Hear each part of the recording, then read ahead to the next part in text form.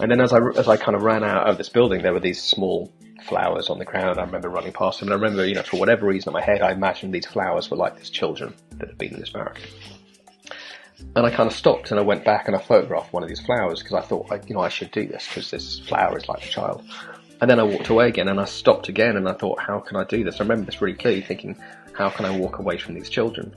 I have to photograph every single one of these children. And obviously these were just small flowers on the ground, but to me, they represented these children. So I went back and I remember photographing very manically every single flower on the ground, like 70, 80 photographs.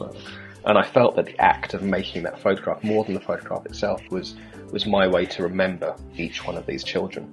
Marc Wilson there, talking about a haunting experience from his project A Wounded Landscape, which reflects on the Holocaust through the stories of 22 survivors. More to come from Marc later. Hi there, my name's Graham Dargy. Welcome to the Viewfinders Photography Podcast. I'm here in sunny Aberdeen in Scotland, and wherever you are, thanks for joining me today. This is a show where we talk photography, but we go beyond shutter speeds, f-stops and camera brands, and today we go way, way beyond those things with documentary photographer Marc Wilson. Well, here in Scotland, it's the first week of the school holidays, and I've got 7 weeks ahead of looking after my daughter full-time before she starts P1, which is the first year of school here. I'm trying to enjoy these final weeks before she's sucked into the school system, but can I find activities for 7 weeks? And can I get enough time to make the podcast? We'll find out. So if a week goes by without a new episode coming out, you'll understand why. I love connecting with listeners. You can follow the show on Instagram at Viewfinders Podcast, or connect with me directly at Graham Dargy.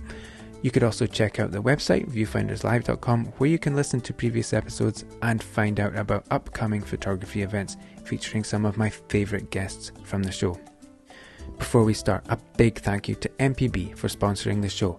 MPB is the world's largest online platform for buying, selling and trading used camera gear. If you've got something in your camera bag you don't use anymore, then trade it to MPB. MPB makes it easy to trade your unwanted equipment for something you will use. MPB trades thousands of items every week, and everything you buy comes with a 6-month warranty.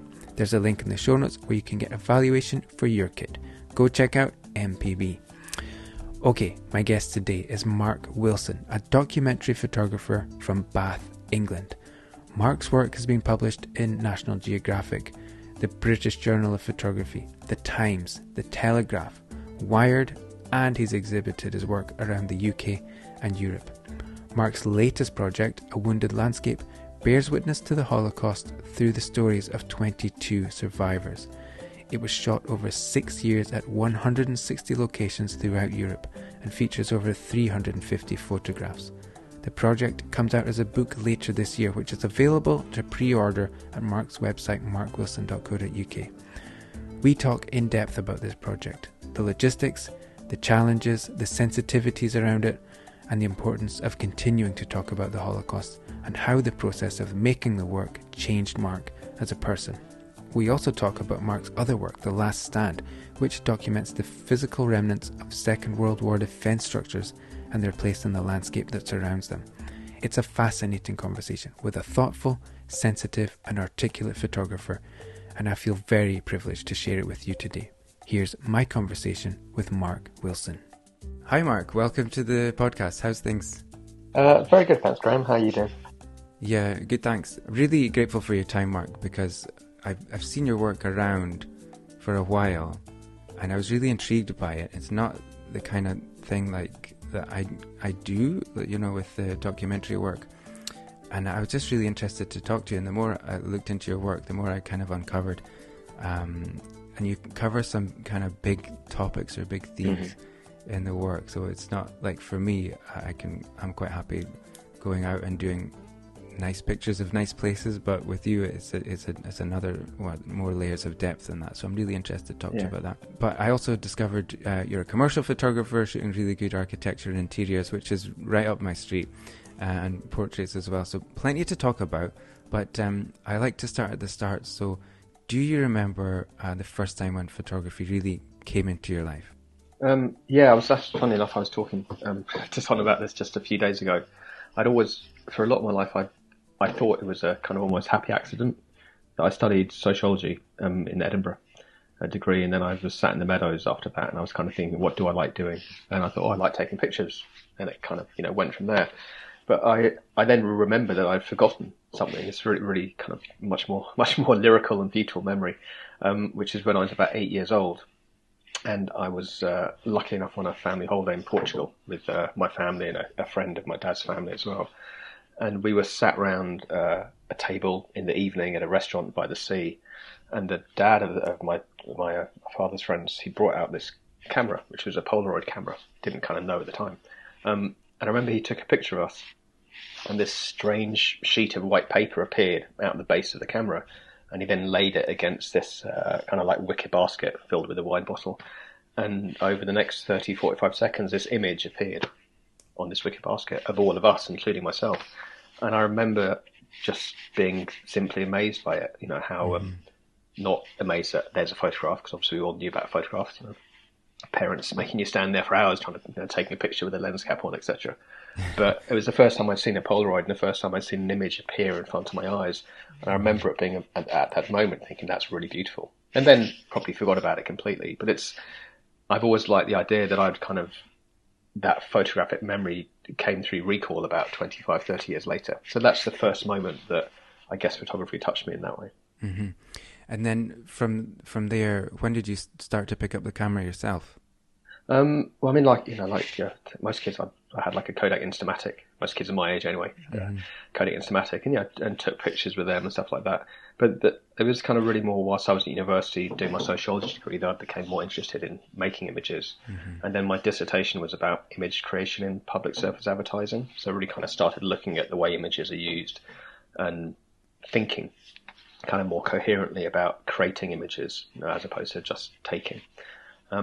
And then there was the completion of my sociology degree, and sat in the meadows wondering what do I do, and I love taking pictures, I should do that kind of moment.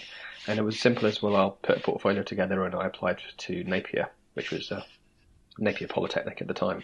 And I did the first year of my photography degree there, and was then going to get a transfer to Edinburgh Art College to carry on my degree, which I got a place there, but then decided I wanted to go back to London, which is where I was from, and got a transfer to LCP as it was, or LCC now.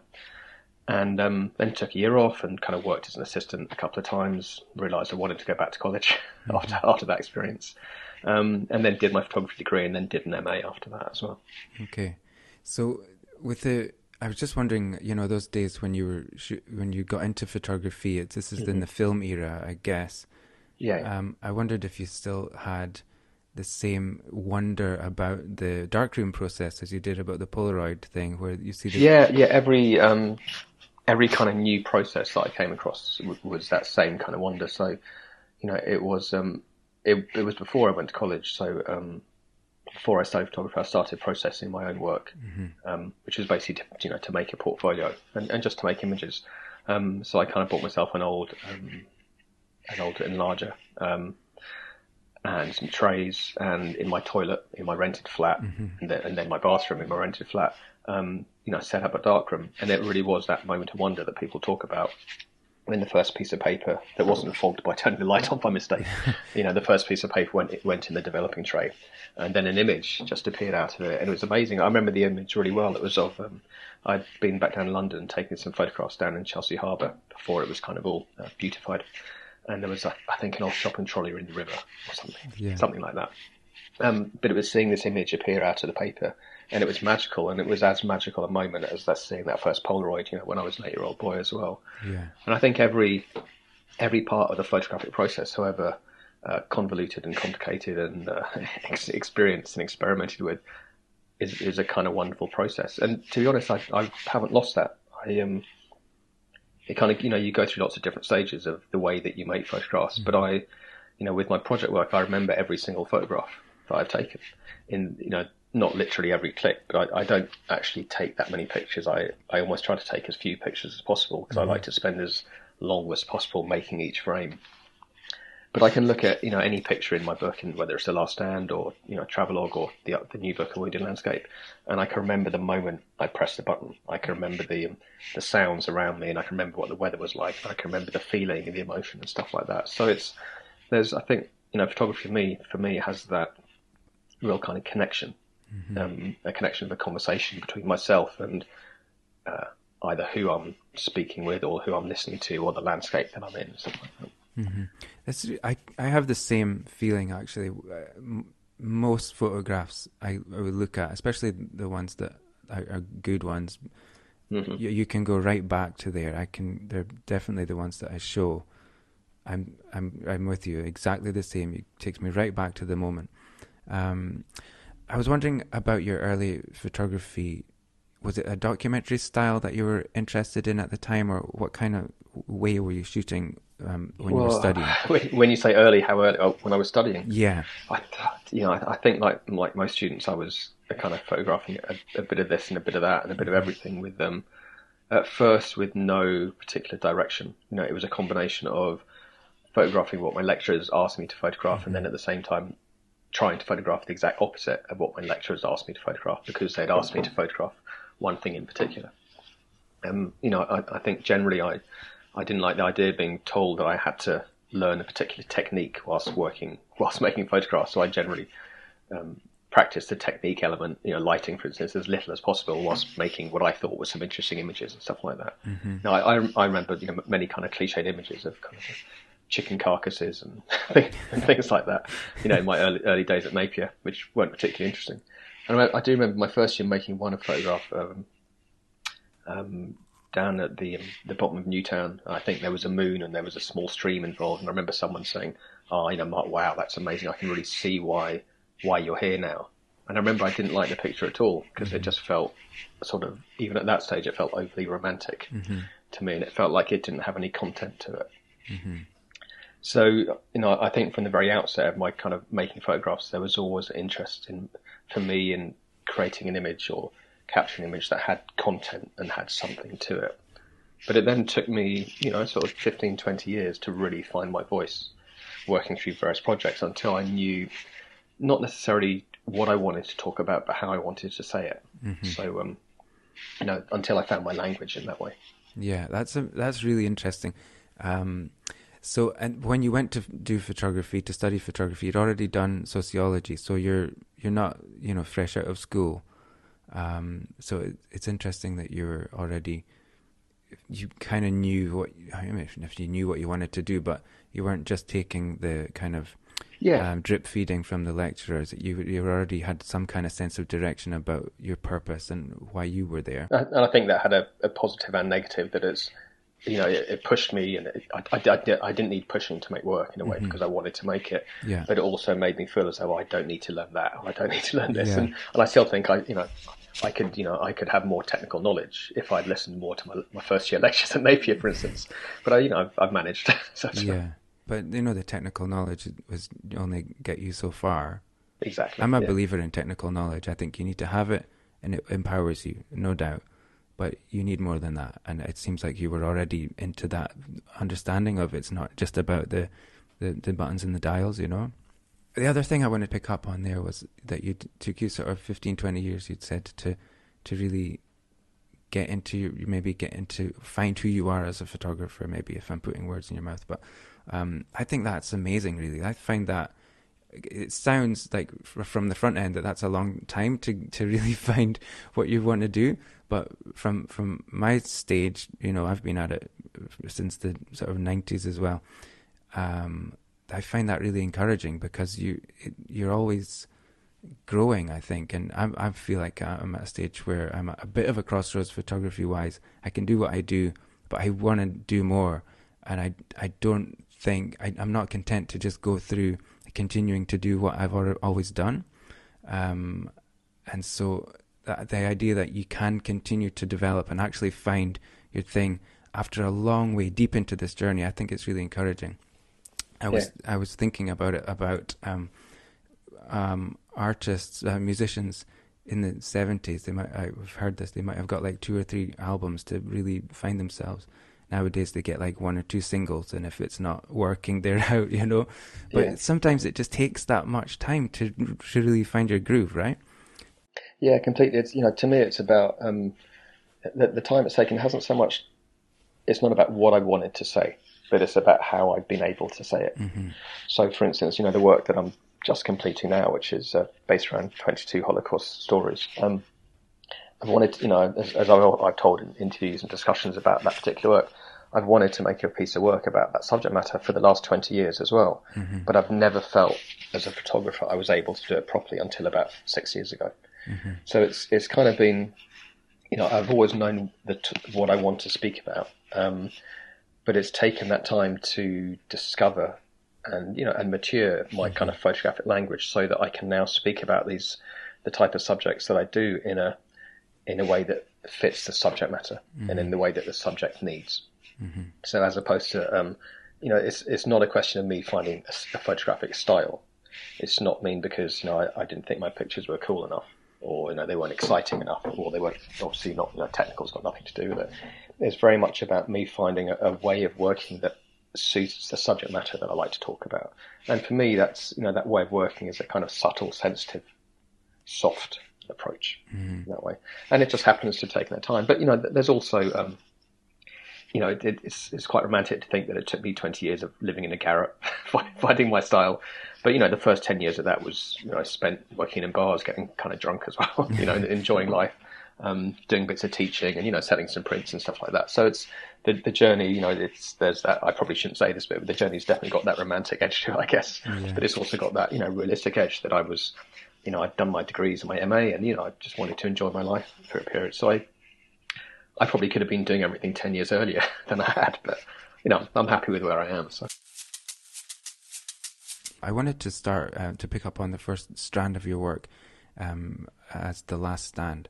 I'll let you introduce and describe this for people listening who may not know what that is. Yeah, so The Last Stand is a piece of work I made between 2010 and 2014. And it looks at a collection of some of the remaining military coastal defences around Northern Europe. So it includes the coastline of the United Kingdom, sort of England, Scotland, some Wales as well, and then all along the northern coast of Europe, so from Norway down to the Franco-Spanish border in that way.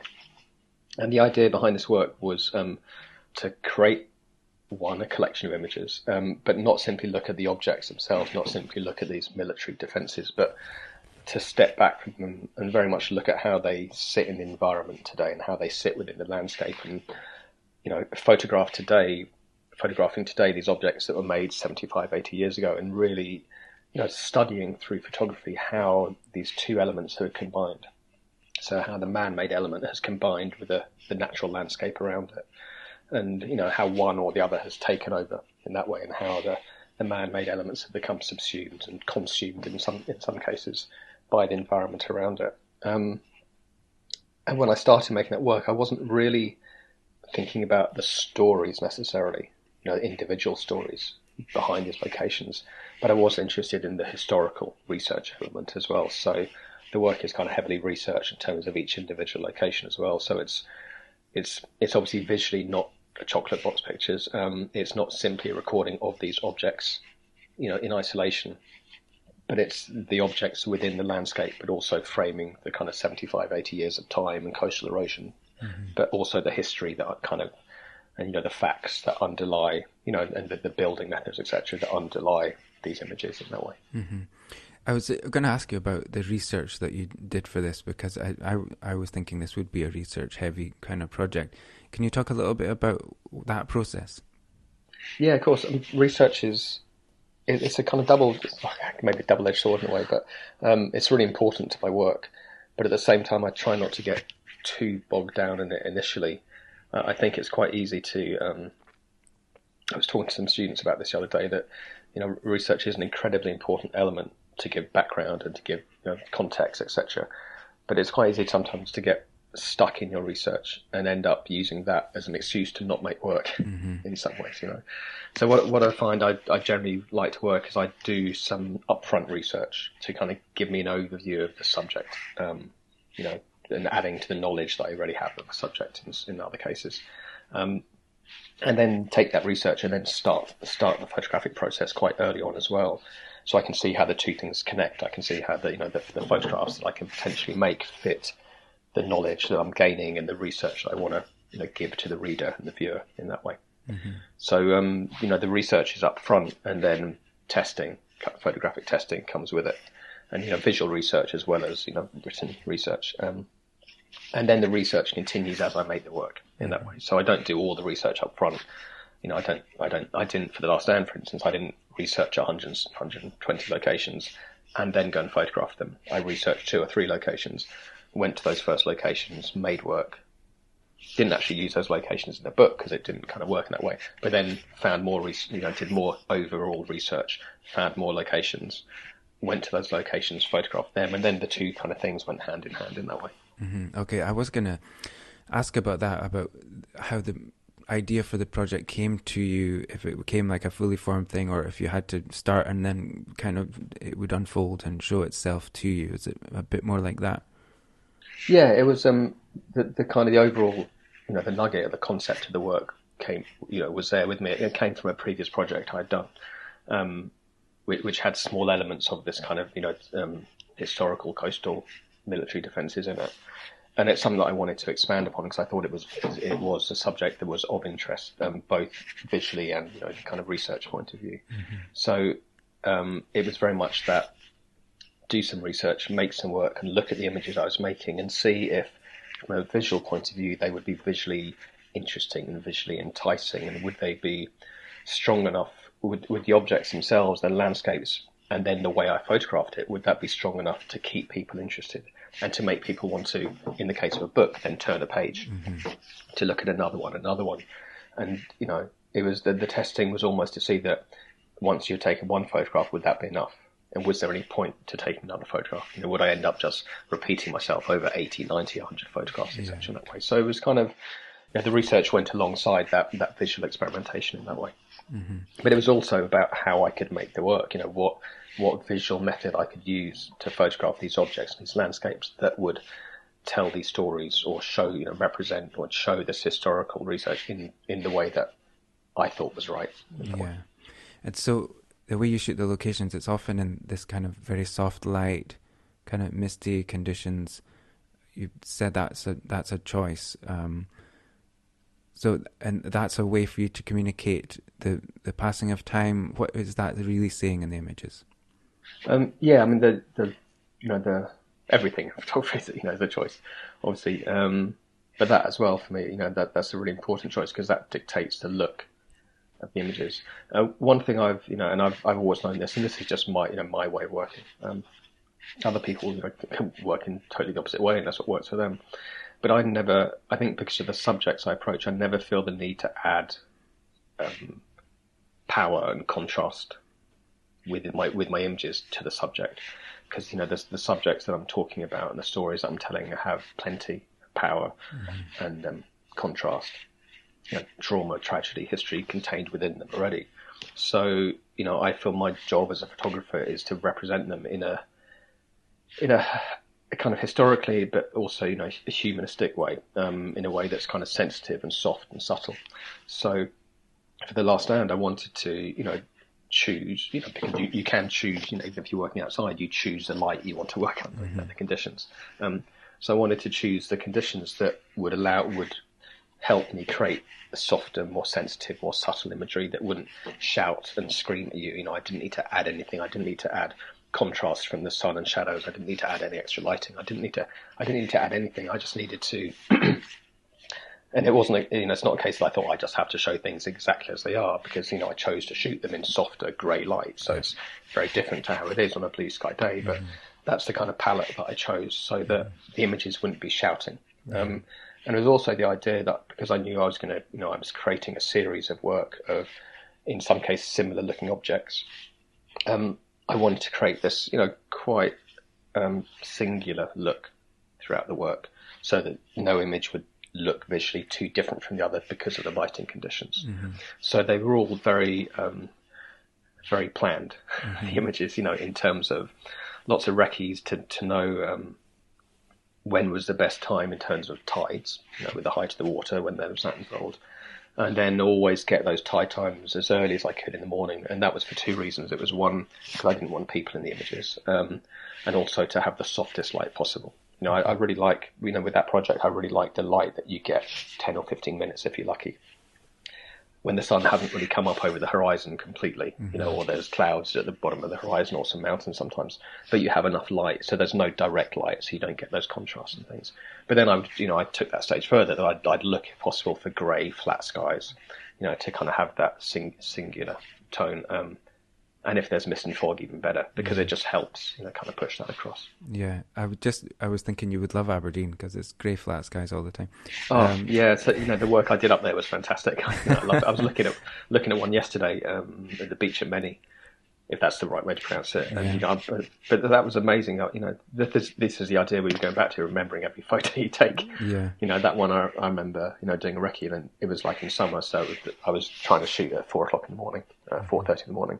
And I'd done my recce the evening before, and I remember having to kind of break out of the hotel because they had locked the front door when they said they wouldn't lock the front door. And then, it's covered in mist and everything, and it's beautiful, and it's exactly as I wanted it. But then about 10 minutes after I made 2 frames up there, 10 minutes after I made those frames, the sea mist just disappeared, and you had bright blue skies and bright yellow sand. And the image was completely different. And it would have looked a bit more like a chocolate box kind of picture, So that kind of element of controlling the uncontrollable, controlling the natural light, which, you can do by the time, when you go and photograph things, is a wonderful thing to be able to do, I think.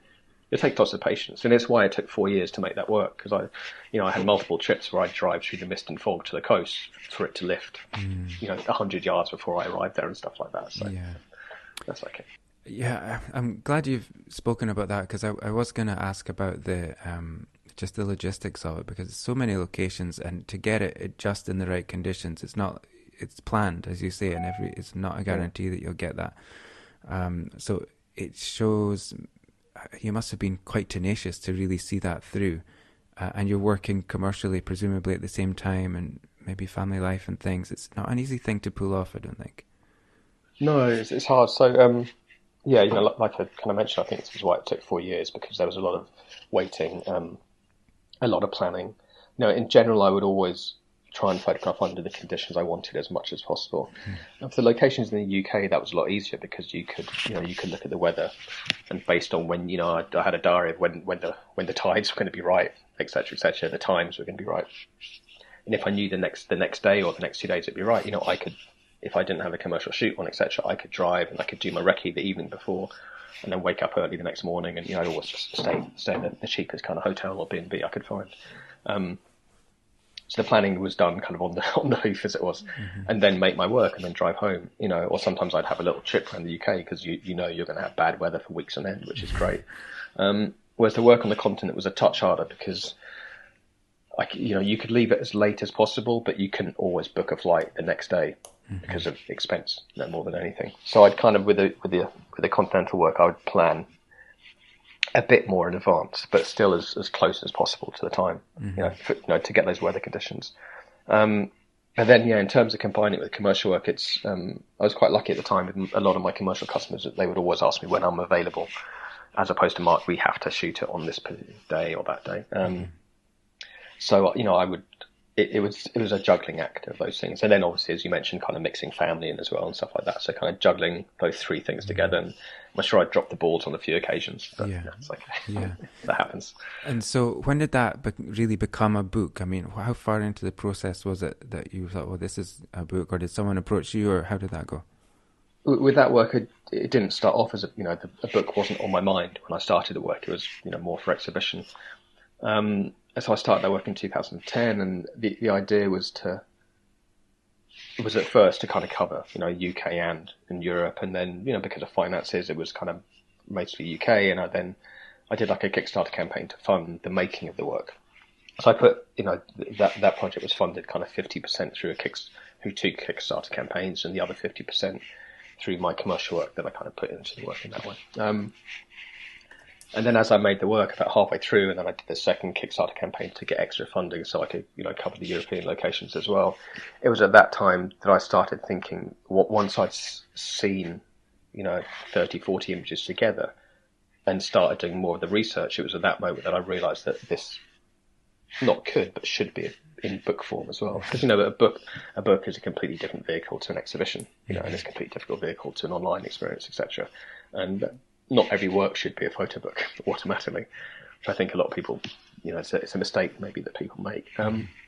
But so it was about halfway through that I realised there should be a book in that way, which was kind of nice because, we as a photographer, what an exhibition will look like, but a book kind of helps you really focus it, and it's, excuse me, there involves much more critical editing process, in book form as well, and stuff like that. So yeah, about halfway through the work.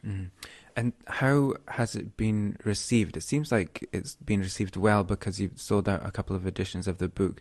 I was wondering if that surprised you at all, and what other opportunities might have opened up as a result of the reception to the work. Yeah, I mean, it was the first book that I'd had published, and the first 2 editions were made by a publisher, and then the third edition reprint as well, has been self-published. Those 2, because it sells so well. I didn't have a kind of concept of how many numbers you should or would or potentially could sell, a photo book. You find out soon enough, and general photo books seem to sell maybe 300 or 800 or 500 or 800 or something like that. And some go to a second edition, etc. And this one sold well. The first edition sold through the publisher, sold out very quickly, and that was about 800 copies, 850 copies. And then the publisher made a second edition again of about 850 copies, and that sold quite well at first, and then it seemed to slow down. And then it was after about 2 years of that second edition coming out that I then kind of got the rights back to and bought kind of the some of the remaining, I think 200 copies of the second edition from the publisher myself, and I sold them all in about a month. Right. And it was at that point that I realised there was still a lot of interest, because I was always that I'd had quite a number of exhibitions, and there was always kind of little interviews and articles about the work. And it wasn't just at the time of its launch, but it seemed to kind of carry on, throughout that period. The first book was launched in 2014, and so by 2017, 18, this was still going on really well. So that's why I then chose to kind of self-publish the third edition of the book myself, which was completely redesigned with a designer, totally different print, different sizing, some new images, etc. And I did that third edition in 2000. Where are we now? 2020. And I wanted to do a third edition because I wanted to see that process of self-publishing as well. But I also wanted to make the third edition slightly different. I wanted to make it a bit smaller. I was going to make it as a paperback book. I was going to print about 150 copies.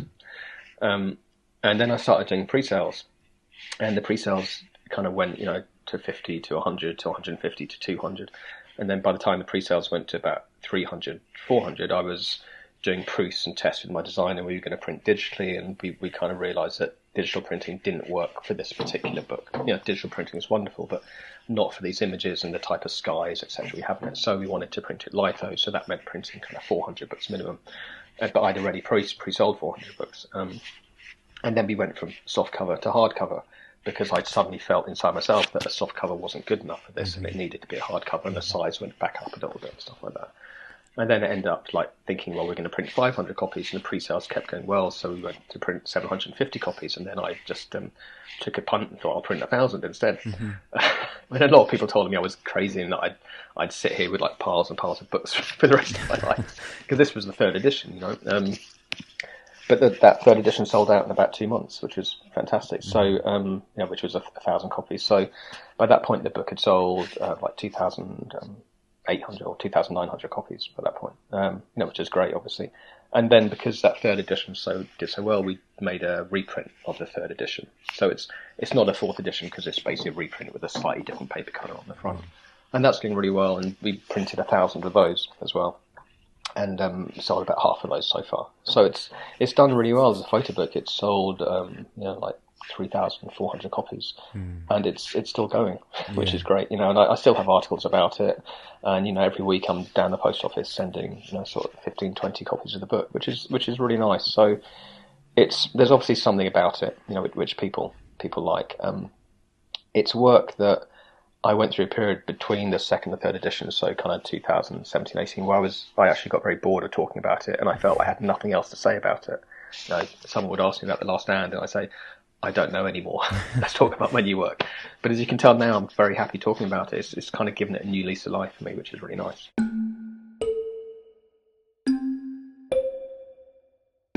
I really wanted to talk about A Wounded Landscape, and obviously it seems like thematically The Last Stand leads into that. I wondered how A Wounded Landscape came up for you. Did it just kind of spin off of the other work you were doing, or how did that come up on your radar?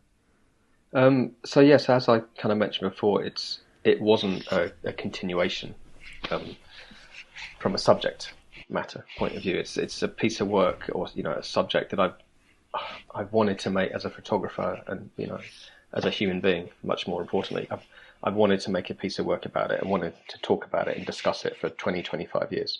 But I never felt, as a photographer, I never felt I had that right language. Mm-hmm. I didn't know how to make photographs that could talk about the subject in the way that the subject needed, both from a technical, visual point of view, but from a kind of conceptual, theoretical point of view as well.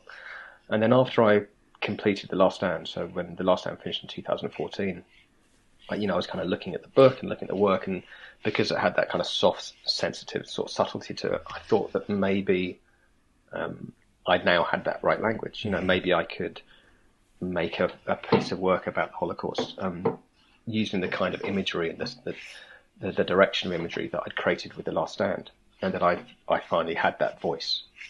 So I kind of felt that as a photographer I was sort of visually mature enough to now make a piece of work about the subject matter, which is really exciting.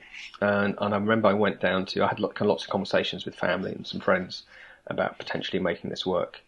And some family kind of tried to not put me off making the work, but almost put me off, to make me really realise what I was going to discover. Mm-hmm. I had a family member who works with a lot of Holocaust survivors in Switzerland and France, and she helps kind of bring them to schools so they can talk to children and discuss these events, etc.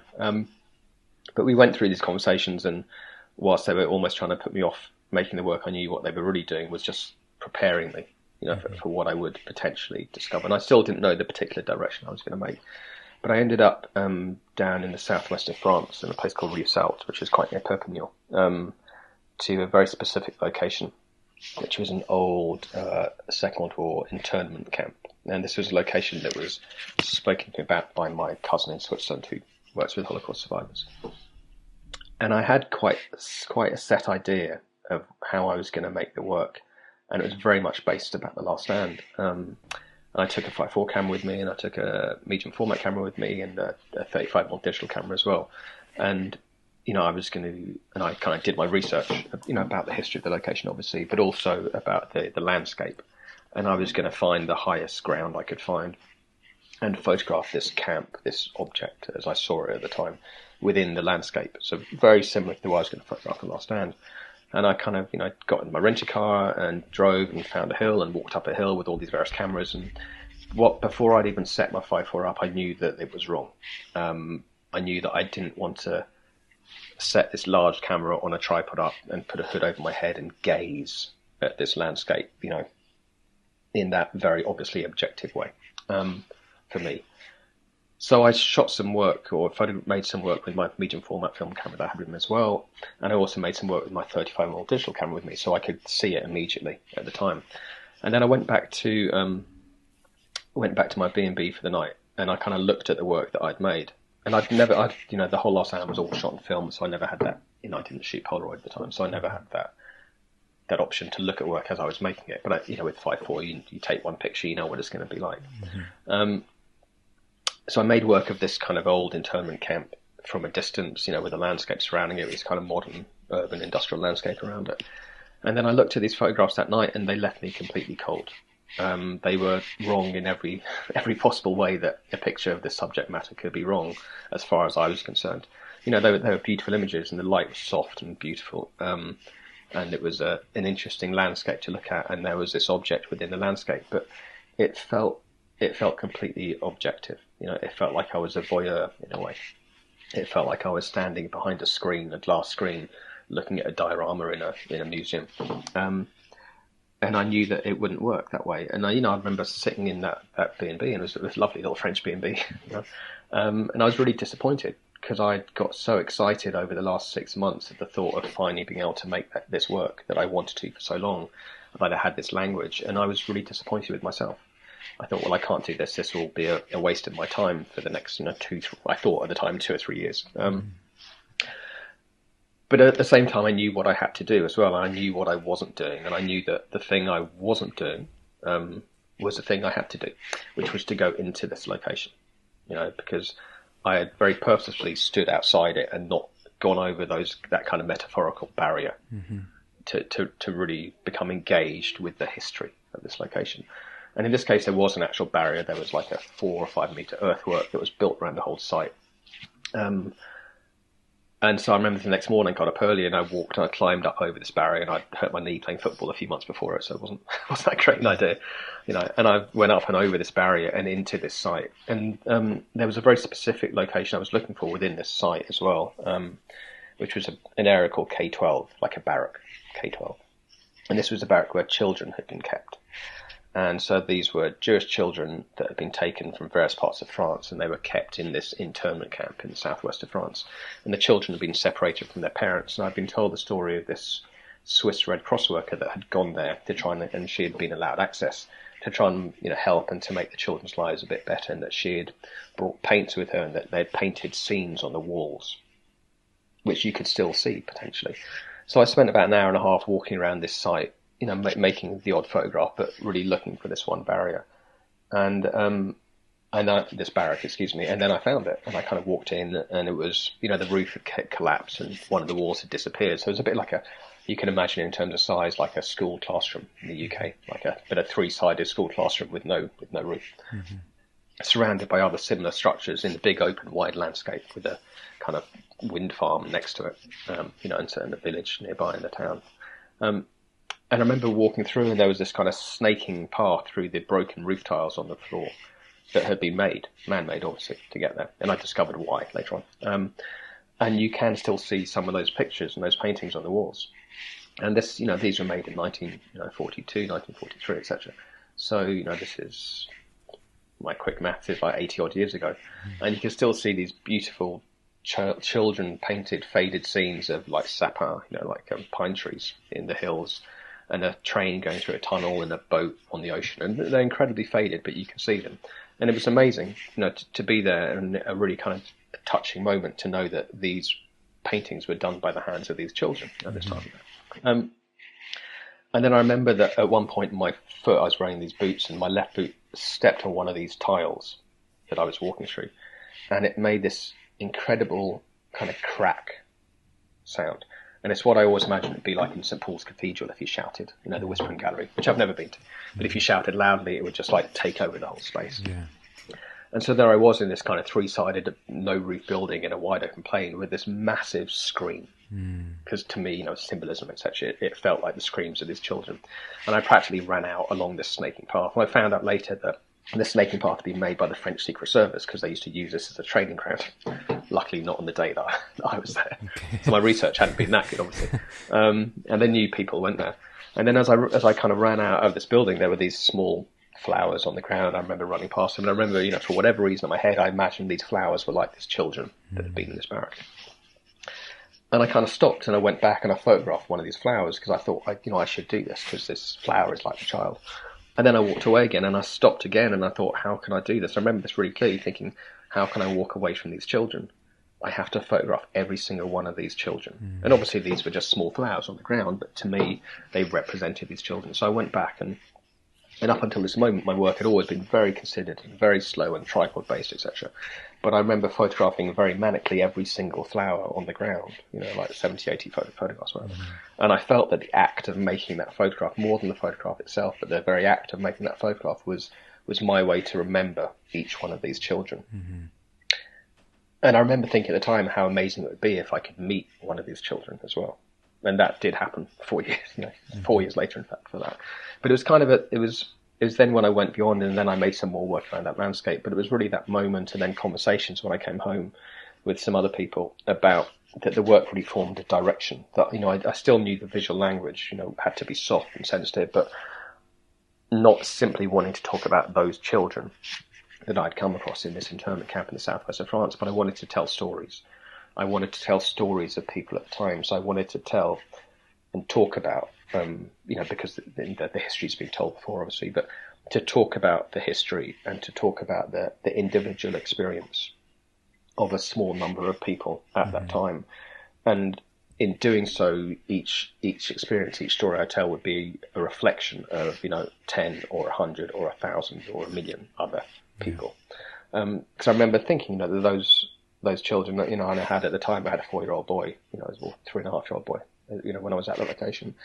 And, I knew very well that the children in that location were the same age as him.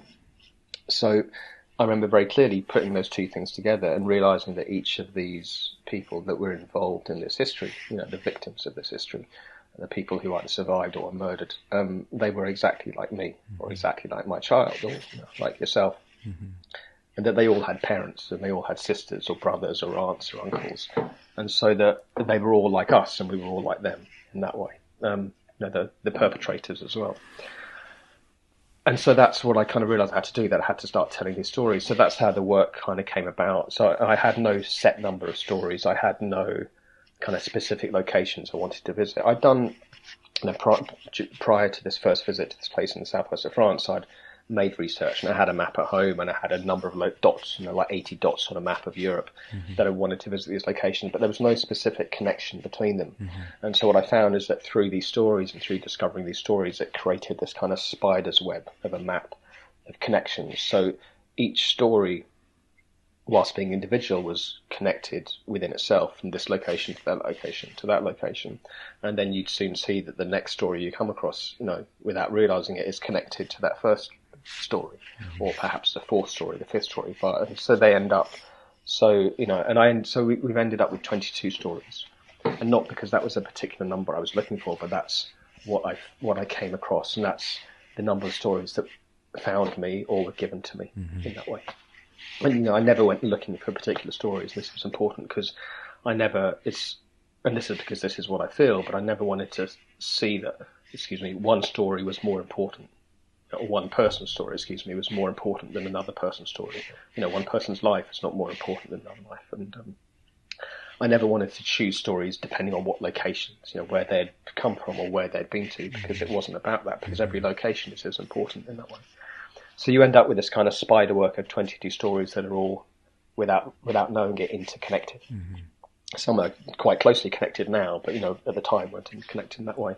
So it ended up as storytelling, but storytelling still through this kind of documentary landscape approach. So the work kind of built up, as it went along. So it was meeting with each one of these 22 people, listening to their story for 3, 4, 5 hours, really hearing what they told me on the day, then making a portrait. So, yeah, you've answered some of my questions there that I had about this project, because I knew that there were 40,000 locations, and you had 22 stories, and you'd written on your website about the different locations forming a pathway to genocide, and I was wondering how you put all of that into a narrative in a relatively small book. I think you've spoken to that, so I'm not gonna.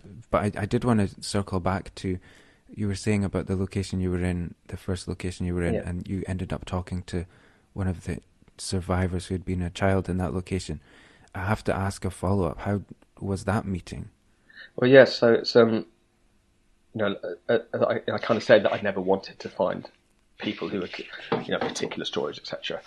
And I never looked for anyone. I never looked for one of these children from that camp in Mosul, but I always wondered what it would be like. And then, so that was in May 2015 when I visited that first location.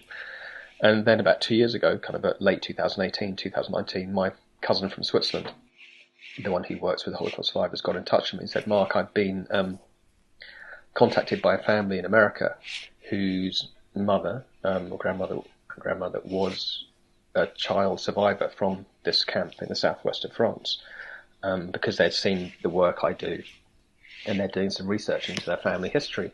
And so we've been discussing things, and I told them about your work, and they said that they would be very happy to talk with you about it. So, 2 months later, I was in New York talking to one of these children who had been through that camp there, and had then escaped on her own and crossed over the border, through the mountains into Switzerland, and survived that way. So, it was, all these stories have been amazing, and, they've all come to me in very different ways, which has been wonderful. There was another one, it was in 2016, I was in northern Germany, just on a hill outside a well-known concentration, camp called Dachau. And on this hill, which was a mass grave, it was a mass grave because the Germans, they'd run out of coal and wood to burn the bodies, the people they were murdering in the camp. So they just put their bodies on this hill. And there was, this mass grave, this grave was found, and then it's now a cemetery. And that someone on the wall had put a kind of homemade plaque. It was like an A4 sheet, that was laminated and attached to the wall. So very much a homemade memorial to their grandfather there. And I remember I'd kind of looked at the information on this sheet and read it, and I'd kind of made some photographs of the area around and had this plaque kind of in the corner of one of the photographs. And, I did a small bits of research and spoke to one of the family members involved. And, interested in their story, and they were interested in the work I was doing. But they didn't want me at that time, when I came across this, they didn't want me to use their story or to tell, not to use, or sorry, it's the wrong words, to tell their grandfather's story in my book, because they were still searching for that story themselves. Mm-hmm. So that conversation just, petered out. And it wasn't something I pushed at all, because it was very important that I only ever wanted to listen to people who wanted to speak to me. It was never like, please let me speak to you, let me speak to you. It was always, if someone approached me or someone was given to me or came to me or I was put in touch with someone. And then about 3 years later, I got a message pop up in Messenger on Facebook, and it was a continuation of that conversation from 3 years ago. Saying that Mark, we never finished our conversation. And that's how the conversation started again. And then, I'd done 21 stories by that point. And the funding had run dry. And I explained to someone that, let me see. I'll see if I can find some more money so that I can come to Amsterdam, to Holland, the Netherlands, where she lives. And if she, now that she wants me to, she's happy to share her story with me and her family story, that, I could do that. And then about 10 minutes later, I got another message saying, Mark, don't worry, I'm flying to Bristol tomorrow, and I'll see you on Bath on Wednesday. Wow. And so she flew to the UK to tell me the story of her grandfather in that way. So that's how that 20-second story came around. It's been incredible how these stories, the first story was my own family story, and then the second one was a connection and a friend of my mother's. But each story has kind of come to me via either the previous story or a conversation I've had on a bus, talking to someone about the work I'm making, and they worked with someone who worked with survivors, etc. So it's been, whilst I've never gone searching for, I had always hoped in some way to include a story of that first location I've been to, but because of the way I wanted to work, I'd never looked for it. But then it found me, which was lovely. So that's why it's 22. It was never a number that I had, But coincidentally, the press that I've made to self-publish these books is called 2 and 2 Press, which comes from the number 22. Okay. And it just purely coincidentally happens that this work has 22 stories in as well. So, there's always there's these connections. There's a lot of stuff like that, a lot of making the work. These kind of coincidences happened. I don't believe in fate necessarily, but I do believe now, after making this work, that if you put yourself, into a space, then these potential meetings and things will happen, which they did throughout the making of the work. I got access to places and made photographs that I never dreamt I'd be able to make purely by happening to be, outside an apartment in Lviv in Western Ukraine at 11:15 on a random Tuesday. Where I'd meant to be there 6 months earlier, and then 3 months earlier, and then a month earlier, and then the day before.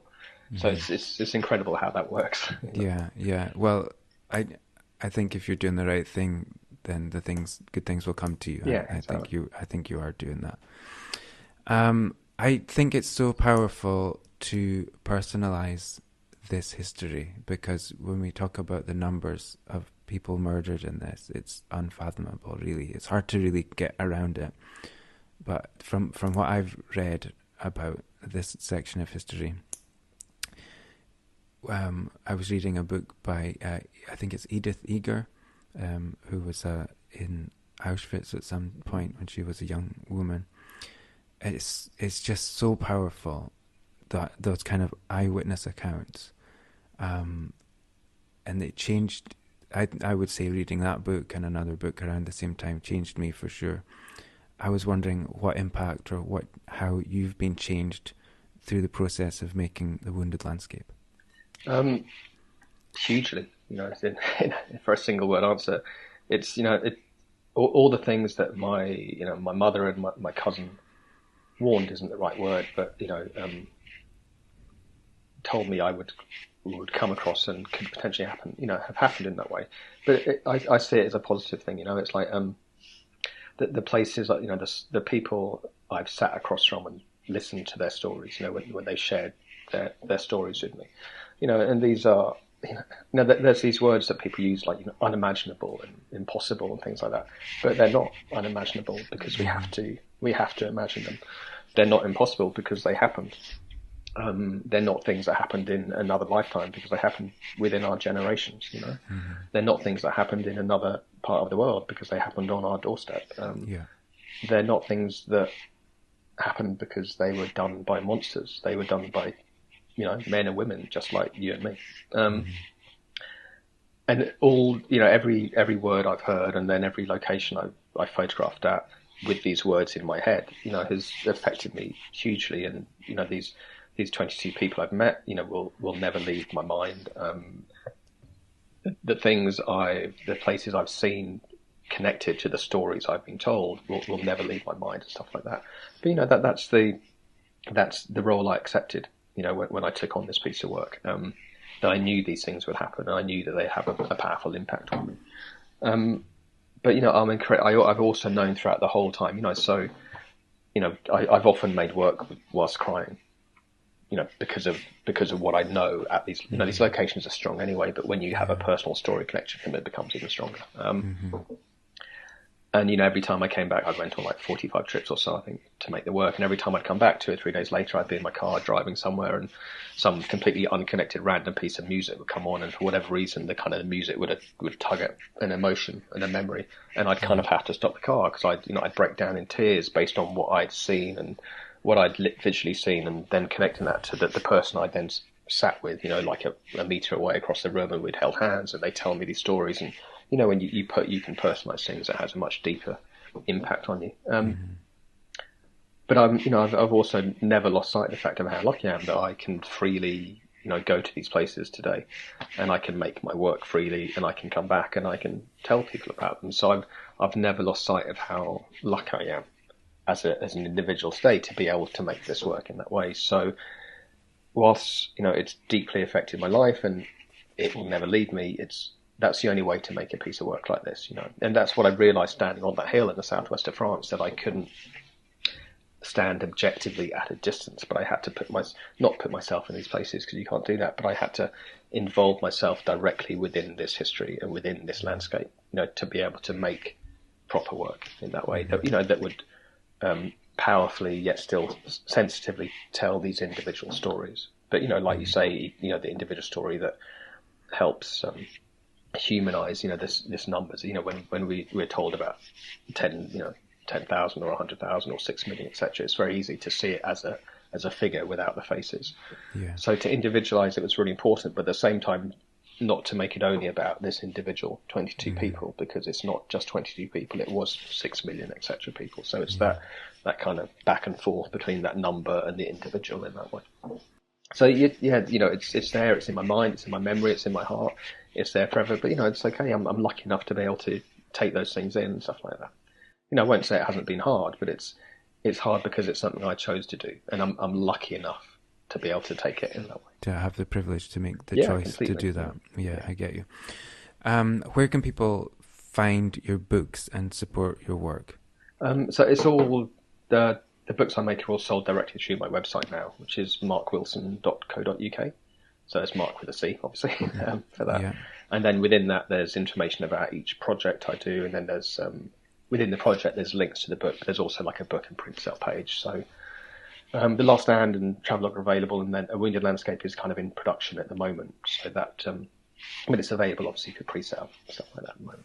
Which is done, the pre-sales have done really well through a Kickstarter. I've pre-sold about 700 copies already of that. So. Yeah, I've no doubt that it will go really well. So I'll put links in the show notes where listeners can find that, and I hope everybody goes and checks that out. Okay, it's a bit of a hard transition, but we're going to talk about gear now, if you don't mind. And the Gear Round, sponsored by MPB. So if you dive into your camera bag, you mentioned working with 5.4 camera. Is that your kind of go-to, or depends on the work you're doing? Yeah, completely. It's a funny thing. I'm both very unprecious and completely precious about the cameras I use. In that I don't have a specific camera type that I'll use for my whole life. I very much choose a particular camera to go with the kind of work. So for The Last Stand, it was all large format because that's what the work needed. A Wounded Landscape has been a real combination, actually, of both film and digital, and both medium and smaller format work and stuff like that. So, my camera bag at different times, it's quite hard to own all this equipment. It can be, the camera if I'm shooting medium format, it's a Hasselblad, because that's what I love to use. If I'm shooting 5.4, it can be anything really, depending whether you want a fill camera or a small camera. If I'm shooting with a smaller format camera, I've got a really nice kind of Leica rangefinder. And I've used kind of film Leicas in the past, but I'm now using a digital Leica because it's just what works well. And, within this, a wounded Landscape, I used a range of cameras depending on what I was photographing. So the work has been photographed kind of half on film and half digitally, half with a medium format, half with a small format camera. Some with tripod, some without tripod. I remember when I was quite early on in the project, I was photographing in Paris, and I kind of was carrying my tripod around with me, and I ended up hiding it in a bush for 2 days. So I didn't want to carry it around the city with me because it was kind of quite big. And that's why I started shooting a handheld there. And I really enjoyed shooting a handheld, but when I shoot handheld, I still photograph very slowly, almost as if I'm on a tripod. I still have complete care and consideration whether I'm working with a 5.4 or with a rangefinder. I have complete care for every corner of my viewfinder, and my frame in that way. So. So you said at the beginning that you'd like to take less photos but take more time on them. I think that's just such an amazing way to go about it, and it's kind of counter intuitive. I think you want to, well, for me anyway, you feel like you're going to shoot more and more and more. Maybe that's just my anxiety talking. Yeah. But I think, the using the large format camera undoubtedly plays into that tactic, right? So what do you think is a benefit? What can people gain by slowing down, taking less photographs, but taking more time to take the photographs? It's simple. I think people you have to make work a lot, and you have to take a lot of photographs because it should be enjoyable, if nothing else. But to me, it's the idea of just simply taking more time over each frame. It's mathematics. If you take 60 photographs in 1 minute, which a lot of people do, you're taking 1 second over every photograph.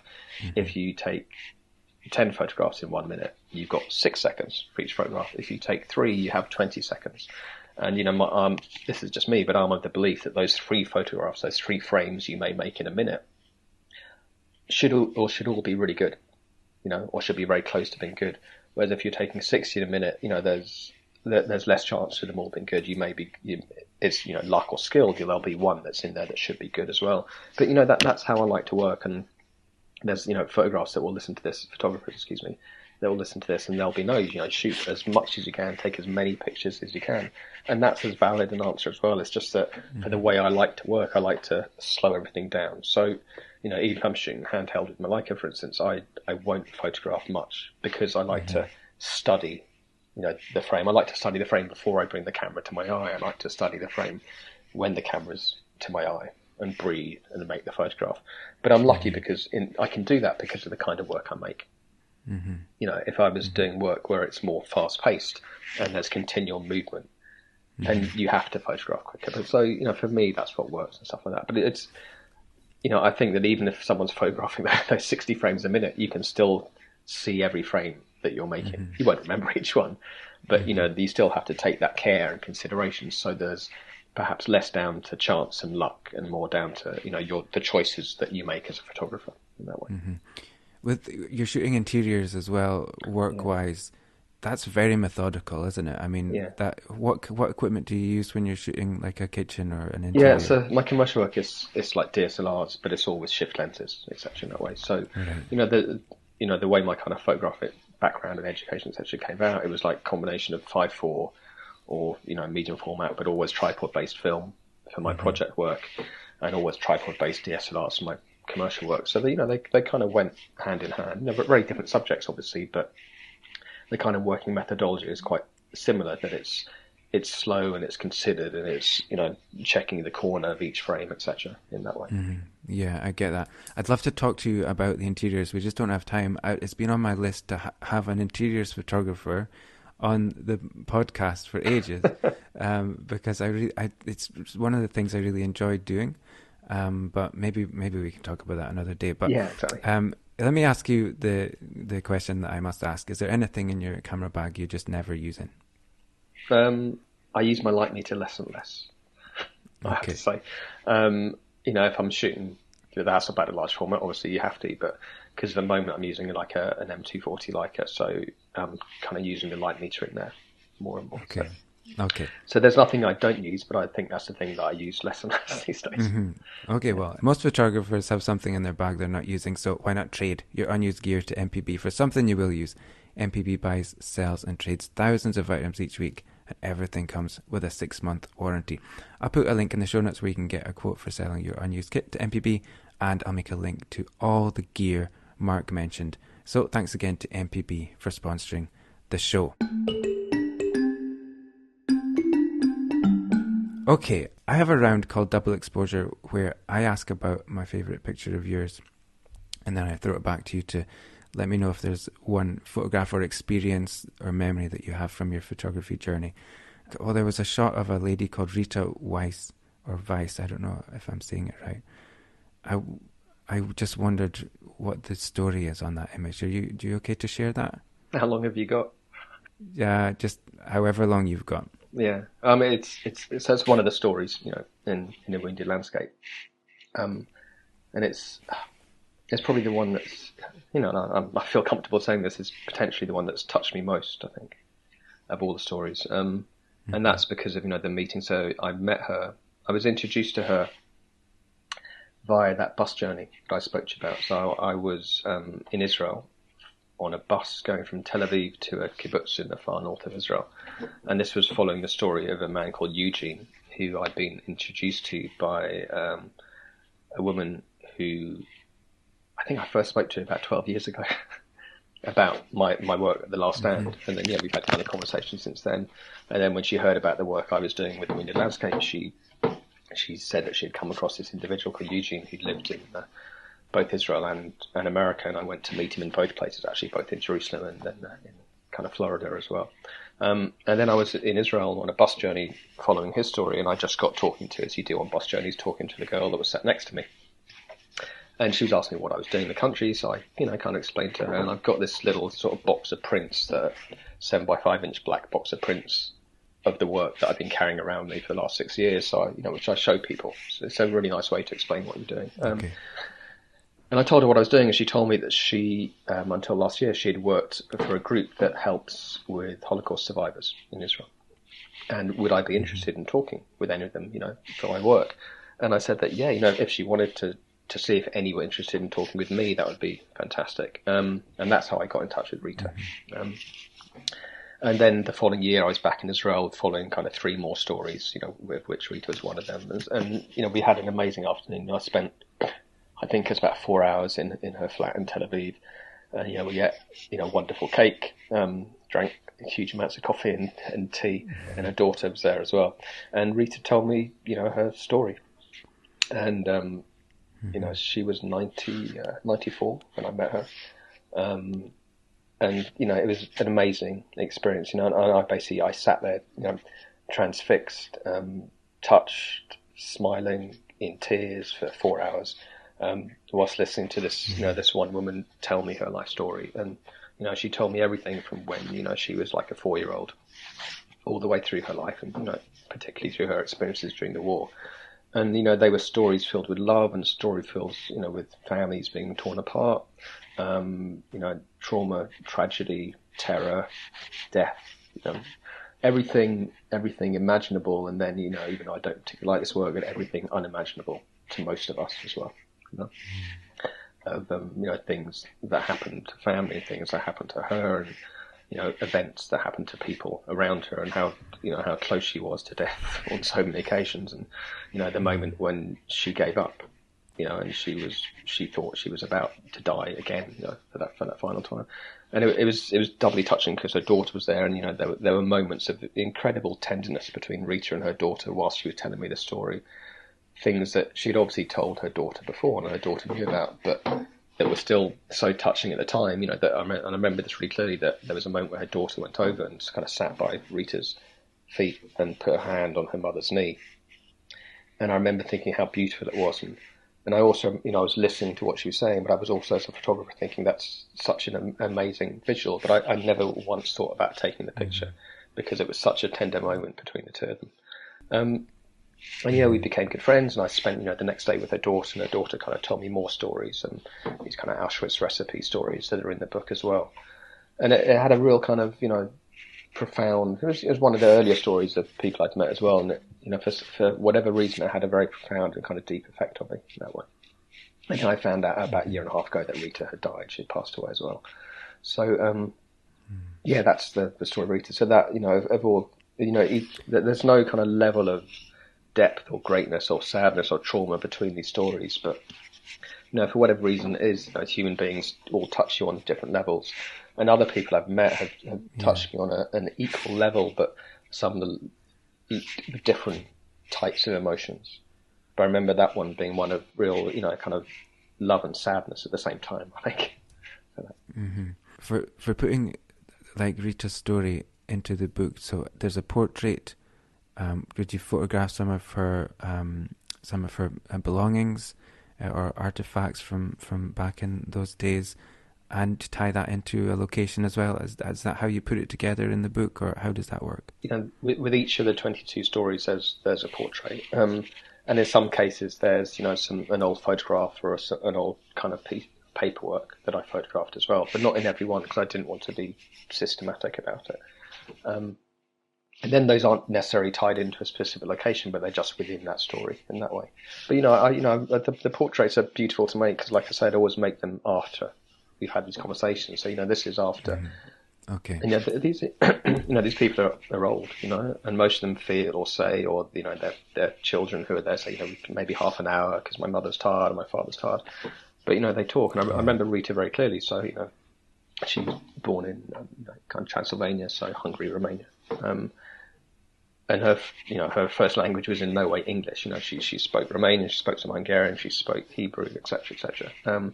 But I remember her telling me very clearly when we met that she was going to talk to me in English because she wanted me to hear everything she was telling me at that very moment. She didn't want her daughter, to have to translate everything, or she didn't want me to wait until I could transcribe and have someone translate her conversation with me. She wanted me to hear what she was saying at the time, which was an amazing thing in that way. And just on a technical, how do you shoot the portraits? Which camera are you using for the portraits? So that was shot with my Hasselblad. And I remember it very clearly. It was after 4 hours, and she was tired. And I said, and I remember always thinking that, I should get the portrait done earlier before these people come too tired. But the last thing you want to do is stop someone talking when they're talking. So, at the end, the question would always be, are you okay if I do the portrait now? And I knew fully well that every time the answer could be, I can't do that now. Yeah. And then I would just hope that they would say, come back tomorrow, because I'm on the other side of the world. But every single time, apart from one, because, they had a meeting, they were like, no, I want to do this now. Let's do this now. And, and the portrait was then, like I said, an extension of the conversation we'd had, an extension.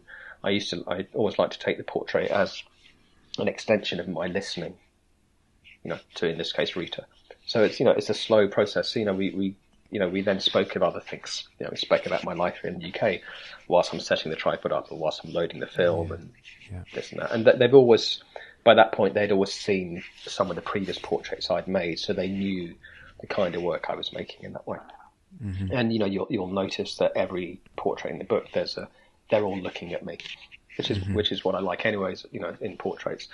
But it's very important that there's that direct visual connection between Rita in this case and the reader. Me when I was making a portrait, but you, for instance, when you read the book, when you see the pictures, so that you're looking at someone who's having that conversation with in that way. And the portrait was a slow experience, and I pressed it. Hasselblads make that beautiful noise, and I think I made 5 frames because that's all you need. And they were 5 very slow frames. Yeah, I was going to ask if you shot that on a tripod. Yeah, or tripod, no, all Yeah, available light, stuff like yeah, that. yeah, and it's such a beautiful portrait, and because of the trust I think that you've built up with each other through the long conversation Yeah, that you've had, it's an engaged and fully connected yeah, thank you. portrait, which is so important. Yeah, that trust is kind of everything, I think. Yeah. It's you don't always get that much time to make a portrait, especially if it's a commercial work. But even in project-based work, you don't always have that time. So, I felt really lucky that we had that conversation, we had that time, and then they were happy to give me extra time. But the reason that trust came about is because they were comfortable with me because I explained to them. One, I explained to them what I was doing, but I also showed them what I was doing, with this little box of prints, and that made such a big difference. Yeah. I think you're going about the work in such a respectful way, and you're obviously making a point not to be exploitative or pushy in any way. I think that's playing well for you as well. So usually I throw it back to you to tell me a story, but I think that really covers it for that round. That's probably the one I would have chosen. Yeah. So if you got another minute, I finish with a quick fire round, which I call Motor Drive. So if you're up for a bit of quick fire action, yeah. Cool. Okay, wide angle or telephoto? Neither. I don't know if you've had that answer before, but Awkward silence. Okay, expensive lens cloth or the corner of your shirt? Corner of my shirt. Okay. Okay, this is about things to do in Bath. Roman baths or Bath Abbey? I'm going to keep saying neither to all these things, but if I have to choose, Roman baths. Okay, what's the best thing to do in Bath then? Right now, play cricket with my kid. Good answer. Okay, what was the last great book, movie, series, album you experienced? In the Shadows of the Pyramids by Laura L. Tantaway. Okay, it's a photography book? Yes. Okay. And so what kind of work is that? It's a documentary? Yes, documentary about the revolution in Egypt. Okay, right. Okay, I don't know. What's a weird thing I can find in your camera bag? There's probably, if I looked at it, there's probably a very small yellow label with a number on it, which would be from a ship that I did some work on over 2 summers a couple of years ago, where I went onto a ship, first kind of travelling around the South Pacific, and then travelling around Japan for a couple of weeks, and I just gave lectures for 3 or 4 days. And when you gave your laundry to be cleaned in the ship, which everyone did, they came back with these little yellow numbers on. And I remember one of them had peeled off, and I remember finding it in my camera bag. And there's a small number of British photographers who you'll come across that will know exactly what those labels mean, like John Tonks and Lottie Davis and Stuart Friedman, who have all been on the same ship giving lectures. Mm-hmm. But yeah, that's probably the strangest thing, I think. It's not there anymore, but Okay, cool. I haven't had that answer before. So last one, when do you feel at peace with the universe? When I'm with my wife. Cool. So every day. These days. Good. Thanks so much, Mark. I'm so grateful. I wish we talked a long time. There's so much more we could talk about. I really encourage the listeners to check out and support your work. I think it's really important. And yeah, thanks a lot. Yeah, my pleasure. Nice to meet you, sir. Thanks for listening. You can order Mark's books at markwilson.co.uk and follow him on Instagram at markwilsonphoto. Links and links to everything else we spoke about are in the show notes. And if you like this episode, then check out my conversations with documentary photographers Jim Richardson from Season 2 and Brian Hodges from Season 1. That's all for now. Enjoy your photography and I'll see you out there.